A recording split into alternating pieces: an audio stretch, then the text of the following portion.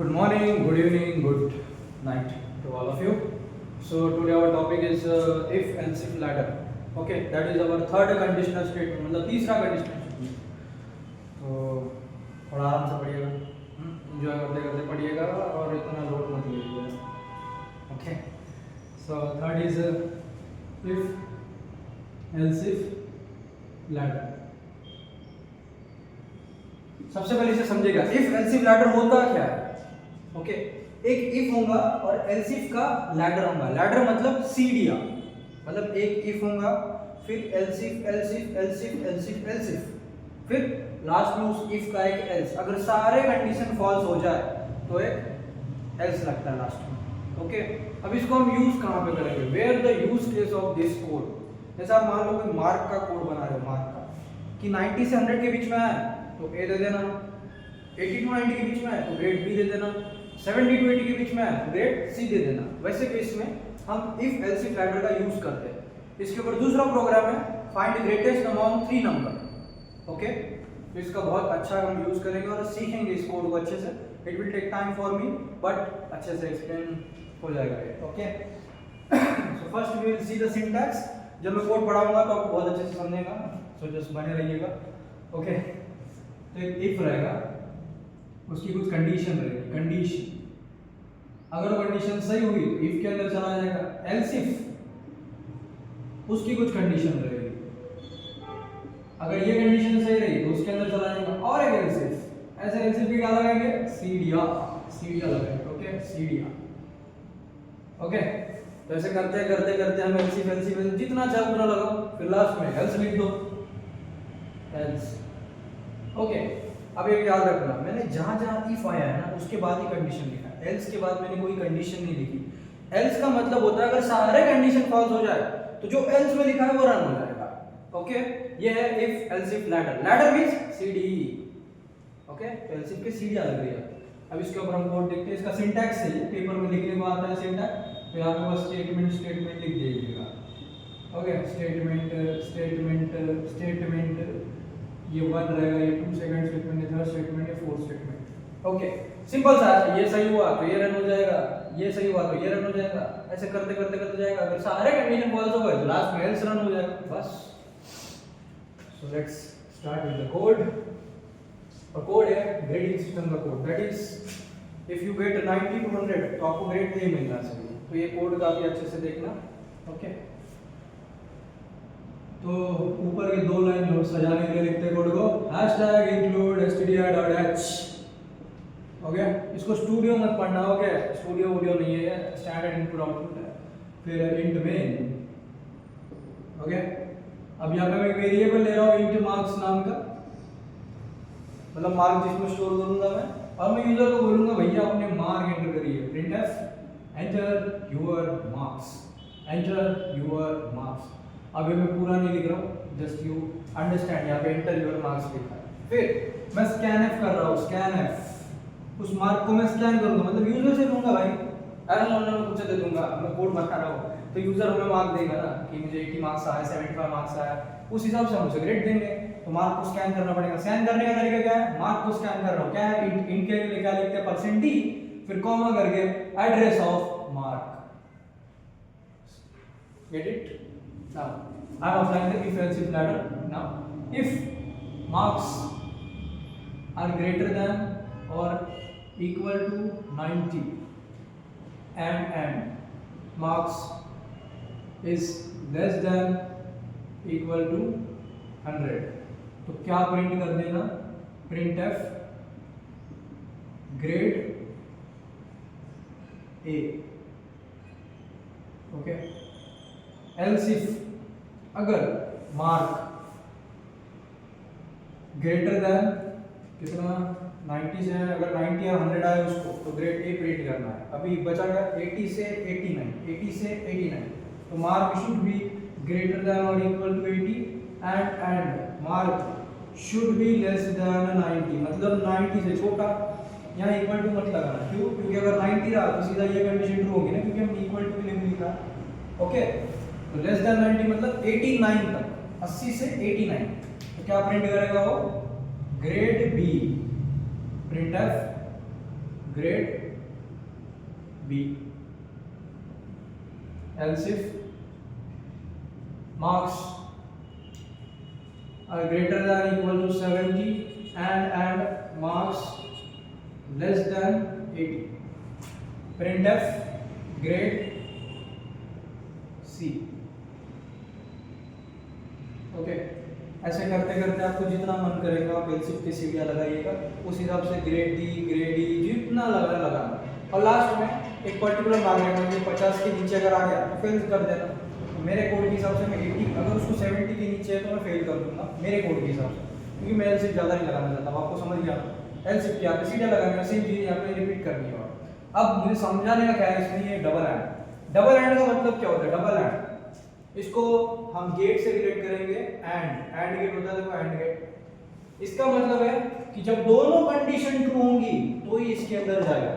जैसे मान लो अगर मैं 110 मार्क इनपुट करता हूँ तो वो 90 से तो बड़ा है लेकिन 100 से छोटा नहीं है, तो वो इसके अंदर नहीं जाएगा। Getting my point. और 110 एक इनवैलिड मार्क है भाई, इनवैलिड मार्क है। मान लो अगर मैं मार्क डालता हूँ 85 डाला, वो आया जाता है marks greater than 85, condition false है। यहाँ मार्क ग्रेटर देन 85, यहाँ पे कंडीशन ट्रू हो गई तो वो इसके अंदर चला जाएगा। उसी तरह से मैं बाउंडेड रख रहा हूँ, बाउंडेड, क्योंकि देखो सिंपल सा है कि अगर मैं 90 मार्क्स डालता हूँ, 90 मार्क्स, अगर मैं समझो किसी बच्चे को 95 मार्क्स है तो यहाँ पे कंडीशन ट्रू हो जाएगी, यहाँ पे भी तो कंडीशन ट्रू हो जाएगी 95 ग्रेटर देन 80। इसलिए मेरे को बाउंड करना पड़ रहा है कि 90 और 100 के बीच में आया तो ही ग्रेड ए प्रिंट करना, 80 और 89 के बीच में आया तो ही ग्रेड बी प्रिंट करना, 70 और 79 के बीच में आया तो ही ग्रेड सी प्रिंट करना। ओके, ऐसे करते करते लास्ट में कैसे लगाएंगे और सेल्स में सीधा रख देंगे कि बच्चा आपका फेल है। ठीक है, पढ़ाई वढ़ाई नहीं करता है, फेल है, अगर आएगा फिर तो इसको कॉलेज के बाद।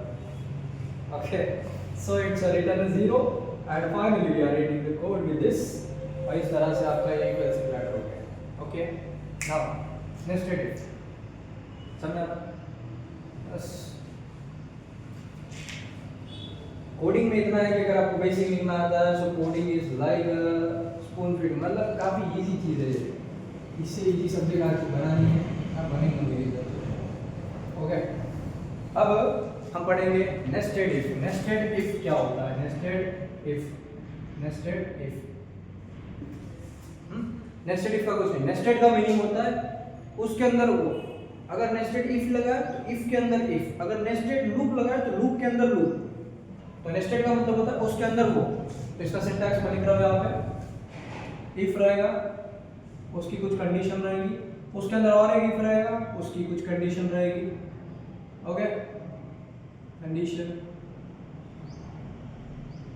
फिर इस इफ का एक एल्स रहेगा यहाँ पे, फिर ये खत्म हो जाएगा, ये वाला बड़ा वाला ब्रैकेट यहाँ पे खत्म हो जाएगा, और फाइनली बड़े वाले इफ का एक एल्स रहेगा यहाँ पे। तो ये रहेगा हमारा इफ एल्स का सिंटैक्स। अब ये सिंटैक्स समझने में हार्ड है मानता हूँ, तो हम प्रोग्राम लिखेंगे, प्रोग्राम से हम समझेंगे, और ये प्रोग्राम बहुत इंपॉर्टेंट है, पेपर में कई बार आ चुका है। ओके, तो उससे हम समझ जाएंगे वो, दैट्स इट। तो ये बस देख लेना, इस सिंटैक्स को भी लिख के रखना, फिर जब मैं कोड पढ़ाऊंगा तो समझ में आ जाएगा, दैट्स इट। सो हम शादी करवा रहे हैं बच्चे की, शादी है ना, शादी। तो शादी का सिंपल है कि शादी में क्या होता है, हम शादी प्लस वोटिंग का कोड है। इस कोड को बोलते हैं marriage plus voting, marriage plus voting. Okay, simple सा है कि अगर कोई बंदा 21 से या 21 से ज़्यादा है तो वो दोनों के लिए एलिजिबल है, eligible for vote, eligible for vote. अगर वो बंदा 18 और 20 तक है, 18 और 20 तक, तो वो बस वोटिंग कर सकता है भाई, वोटिंग ओनली। अगर कोई बंदा इससे कम है, मतलब 18 से छोटा है, तो क्या है, वो कुछ भी नहीं कर सकता, कुछ भी नहीं कर सकता, ना शादी कर सकता है ना वोटिंग कर सकता है, सिंपल, कुछ भी नहीं कर सकता है, कर सकता है। तो हम इसके ऊपर कोड बनाएंगे, हमारा आउटपुट ऐसा आना चाहिए। अगर यूजर ने 21 प्लस डाला एज, तो उसे दिखाना चाहिए कि आप एलिजिबल है बोथ के लिए। अगर यूजर ने डाला 18 और 20 के बीच में, तो उसको बताना चाहिए कि आप बस वोटिंग कर सकते हो भैया। अगर इसकी एज 17 से मतलब 18 से कम है, दैट इज 17 तक, तो उसे बताने कि आप कुछ भी नहीं कर सकते, घर पे जाके पोगो देंगे आप, ठीक है। So that's it, हम उसका कोड बनाएंगे अभी। तो हमें क्या लग रही है, उम्र लग रही है ना, तो एक इंट एज नाम का वेरिएबल ले लेते हैं हम, इंट एज। ओके, सिंपल एक इंट एज नाम का लिखिए।